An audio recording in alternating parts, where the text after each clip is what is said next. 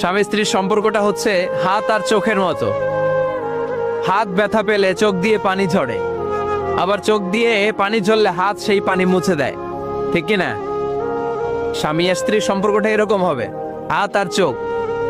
হাত কেটে গেলে চোখ দিয়ে পানি পড়ে, আবার চোখ দিয়ে পানি পড়লে হাতই ওই পানি মুছে দেয়। সম্পর্কটা এরকম থাকার দরকার আছে না নাই?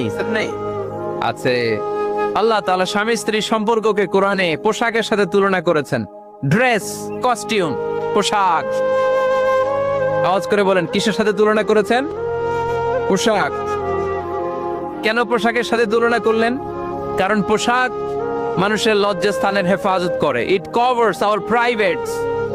পোশাক, ড্রেস এন্ড কস্টিউম, এটা আমাদের লজ্জাস্থানকে ঢেকে রাখে, আমাদের ঈমান বাঁচায়।